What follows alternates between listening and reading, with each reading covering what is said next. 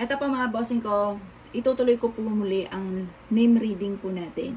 Eto po, ang nagpadala po ay, ewan ko na kung makikita nyo po, yan po yung pangalan. Yan, ngayon babasahin ko po. Nakalagay po dito, hello po Ma'am Apple, ako po si Angelita Sumale Piala. Ang husband ko po ay si Winifredo Palada Piala. Ang aking mga anak ay sila Randolph S. Piala, Denver S. Piala, at ang bunso namin ay si John Martin S. Piala. Panay lalaki, yang mga anak. O sige, simulan ko po muna si Ma'am Angelita Sumale Piala. Ito po ay napakabait na tao. Ito po ay mapagpasensya. Handa po siya na sumailalim kay Sir Wilfredo Talaba Piala. Si Ma'am Angelita ay mahina ang kalooban, ingatan ng kalusugan. Siya po yung tipo ng tao na kayang iiyak na lang kung siya ay nasasaktan. Pero kapag ito'y nagalit, matinding magalit. Si Ma'am Angelita Sumale Piala ay siya po yung tipo ng tao na palakaibigan, mapagmahal sa anak.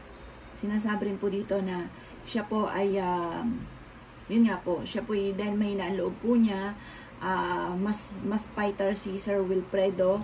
Si Sir Wilfredo ay malakas ang karisma. Si Sir Wilfredo ay mahaba ang buhay. Si Ma'am Angelita, ingatan niyo po ang inyong pong kalusugan. Si Sir Wilfredo ang nagdadala ng kanilang pamilya. Si Sir Wilfredo ay mainitin ng ulo. Siya po ay prangkang magsalita, kabaligtaran ni Ma'am Angelita na maganda naman dahil si Sir Wilfredo ay apoy at si Ma'am Angelita naman ay tubig. Kumbaga, ang pupugsa ng kumbaga maganda yung tambalan nila kaysa sa apoy sa apoy. Kasi ang apoy at tubig ay kumbaga may magpupugsa kaysa sa apoy na sa apoy, ang ending si club hiwalay. Yan, kasi may mga ganun nasa pangalan. Swerte si Ma'am Angelita kay Sir Wilfredo dahil si Sir Wilfredo ang nagdadala ng kanyang pamilya. Siya po ay masipag at madiskarte. Si Sir Wilfredo ayaw nito na hinahawakan sa liig. Kasi siya yung tipo ng tao na may sariling palo at may sarili siyang diskarte. Kumbaga, si Ma'am Angelita, susunod lang sa kanyang karelasyon. Pero swerte siya sa kanyang karelasyon at swerte rin siya sa kanyang mga anak. Pagtingin naman sa mga anak, basta sa inyo pong dalawa, ang ingatan po ng kalusugan ay si Ma'am Angelita. Si Sir Wilfredo, mahaba ang buhay nito, bagamat nagkakaroon ng karamdaman, pero mahaba naman ang kanyang buhay. Bagay nakakaya ng gamot. Ang mga anak ay si Randolph Piala. Masasabi ko lamang na si Sir Randolph ay mana sa kanyang tatay.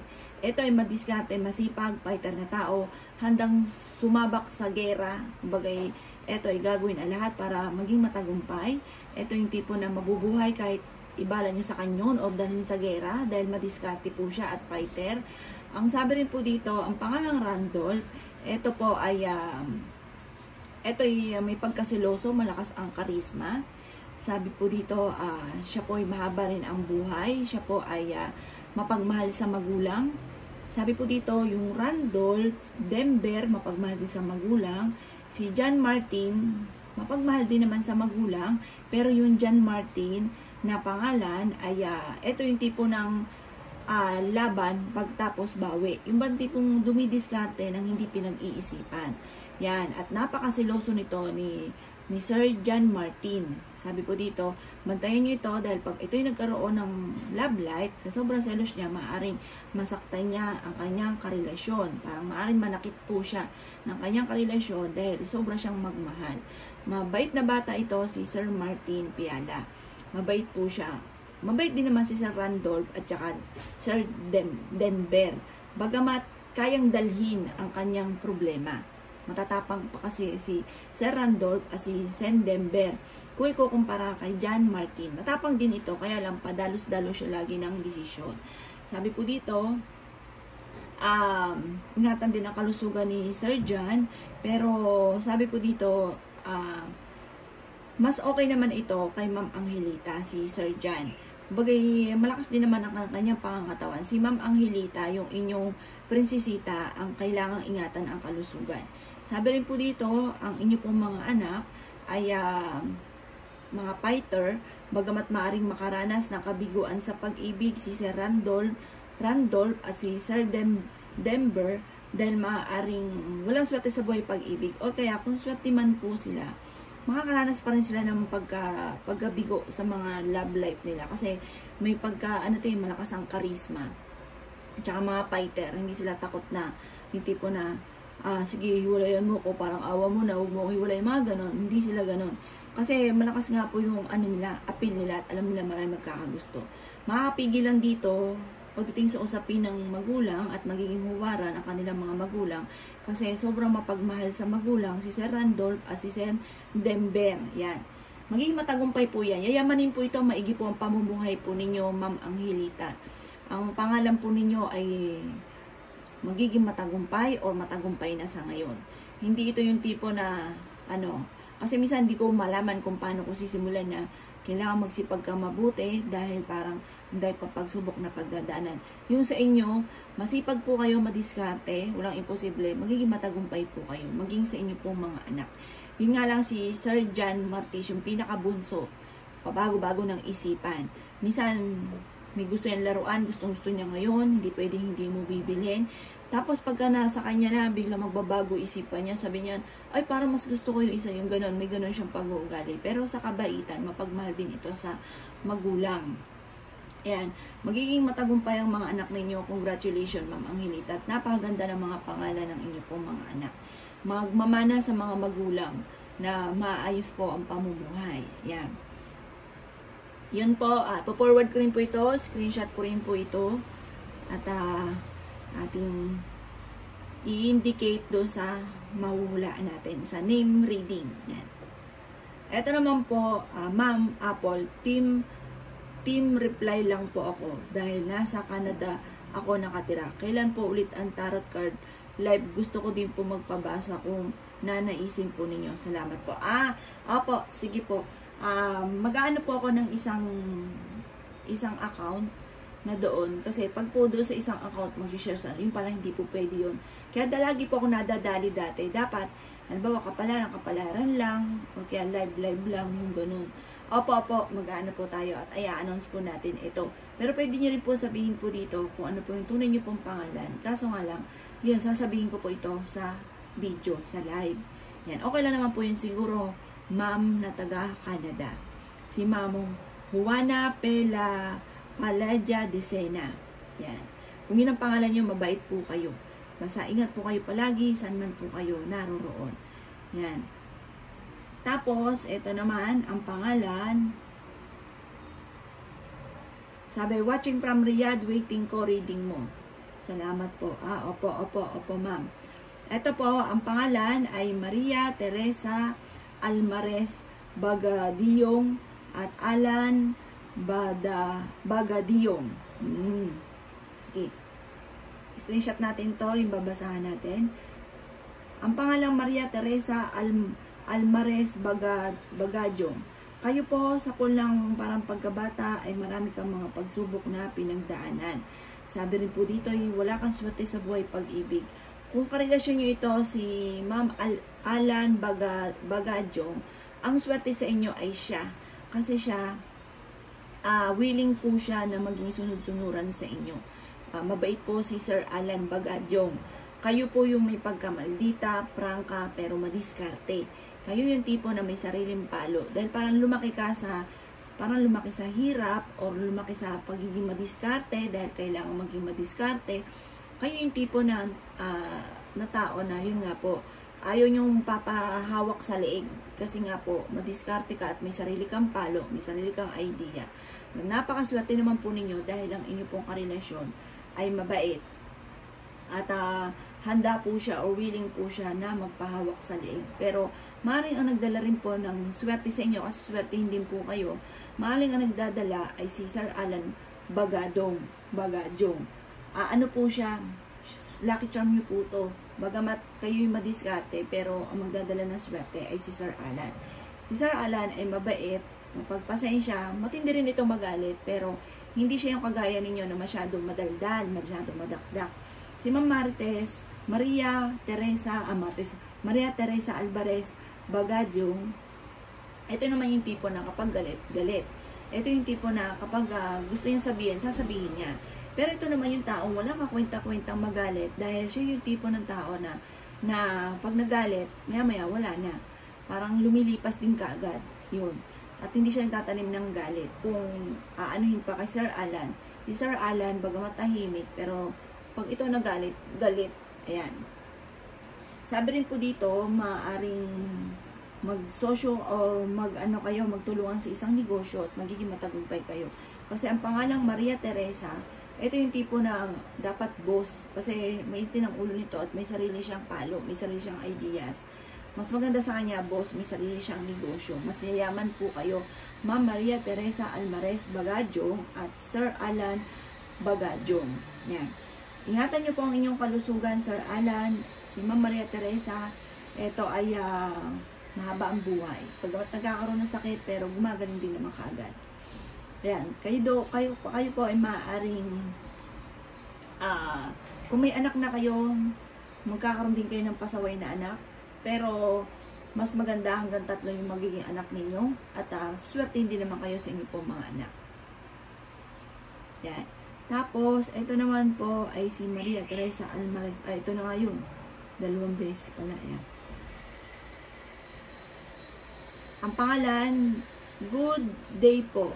Ma'am, pangalan ko po ay Norlaline May Sembrano at si Rusty Labutong, asawa ko po. Ang pangalang Norlin May Sembrano ay hindi pa po kayo kasal. Yan, kasi Sembrano at saka Labutong. Ang pangalang ito ay maraming pagsubok na pinagdadaanan. Parang marami kayong mga pagsubok, pero dahil kayo ay matalinong tao, ito naman yung tipo na matalinong tao. Ito yung tipo na hindi ka agad sasabak o hindi ka agad lalarga hanggat hindi pinag-iisipan. Wala ka lang po swerte sa buhay pag-ibig. Sabi po dito, kung kayo ay pero nakalagay dito mag-asawa, kung magjowa pa lang ito o kaya kahit mag-asawa, kung mahal nyo talaga ito si Sir Rusty, kayo na lang magpasensya. Kasi parang meron kayong sitwasyon na parang kapag nag-aaway kayo, parang parehas mainitin ng ulo, maaaring magkaroon ng hamunan ng hiwalayan. Pero pag naman natapos yung galit, parang wala lang, parang walang nangyari. Kaso baka magkaroon ng biglang pagtatalo at ang ending magkaroon ng hamunan ng hiwalayan. Sabi po dito, kayo daw po ay maaaring kailangan mahaba ang pasensya ninyo para magtagal kayo. Kung talagang mahal nyo ito, kayo na lang magpasensya. Sabi rin po dito, kayo kasi yung tipo na dahil sanay kayo dumiskarte, sanay kayo sa hirap, sanay kayo sa kumayod, sanay kayo na kumbaga sariling palo, ay ayaw nyo napapahawak sa leeg, Ma'am Norlin. Yan. At si Sir Rusty naman, ganun din. Si Sir Rusty, malakas ang karisma nito. At sabi po dito, ito po ay magiging matagumpay, madiskarte siya. Siya naman yung tipo ng tao na malapit din ang swerte. Sabi dito, maganda sana yung tambalan ninyo, kaso lang pagdating sa usapin ng pangalan, pares mainitin ang ulo. Kung kaya daw po ninyong magtiis kayo, Ma'am Norlin May Sembrano, at maganda naman ang magiging tambalan, may darating sa inyo na parang magnegosyo kayo at meron darating sa inyo na swerte na maaaring kakayaman ninyo. Pag mayaman na kayo, balikan nyo po ako. Kaso nga lang, ayun nga po, ang magdadala sa inyong lucky charms ninyo ay si Sir Rusty Labutong. Kaso, mainitin din ang ulo nito. Matindi rin itong magsalita. Masakit din siya magsalita. Pero kapag naisip-isip naman niya na mali siya, humingi rin naman siya ng pasensya. Huwag lang magsasalubong yung galit po ninyo dahil parehas kayong mainitin ang ulo at kumbaga matinding magsalita. Pero si Ma'am Norlin, tingin ko ito magpapasensya. Matalino to si Ma'am Norlin May. Pwede nga kung ito may kakayahan ay kumuha ng doktor or kaya po yung abogado or kaya po pwede rin po siya na pwede rin po siya na mag-chemist. Basta yung mga mahihirap na kurso pwede kay Ma'am Norlin May Sembrano. Yan. Mag-ingat kayo dahil maaaring magkaroon kayo ng pasaway ng mga anak. Maaaring magkaroon ng pasaway na anak.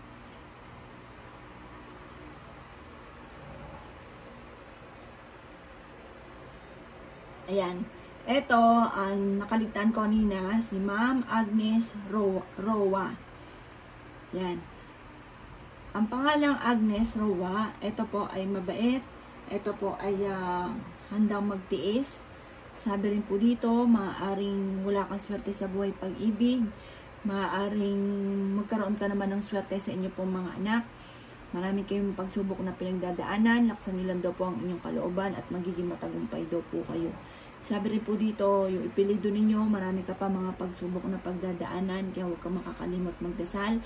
Huwag panghihinaan ng loob, kasi pinanghihinaan kayo ng loob, mahina nga po yung loob po ninyo.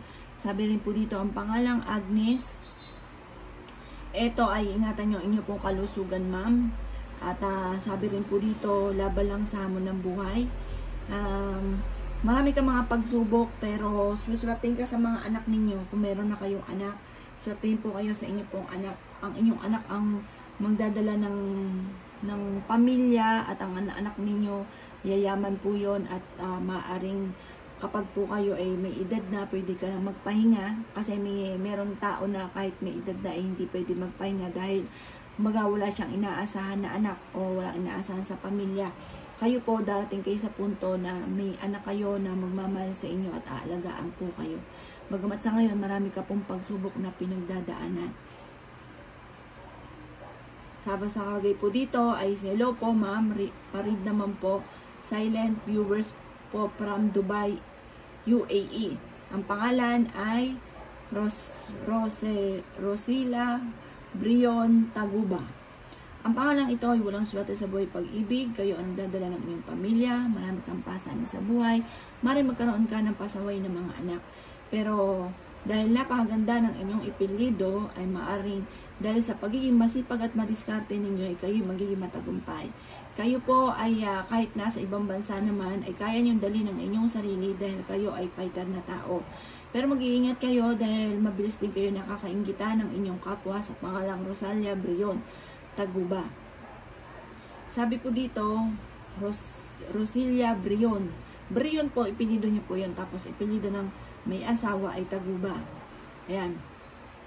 O kaya ito yung middle niyo sa magulang. Sabi po dito, yung Rosalia ay parang kang tao. Ito ay hindi siya kagad nakikipagkaibigan. Siya yung tipo ng tao na hindi mo kagad gagawing best friend. Dahil siya po, marami na siyang pagsubok tungkol sa usapin ng ibang tao na parang lagi siyang naloloko or kaya po hindi totoo yung pakikitungo sa kanya. Kaya siya yung tipong tao na hindi kayo magkaaway pero hindi kayo magkaibigan. Parang magkakausap lang kasi malalim sa kanya ang salitang kaibigan. Hindi siya ganun ka-friendly. Yan. Magiging matagumpay po kayo, Ma'am Rosalia Brion Taguba.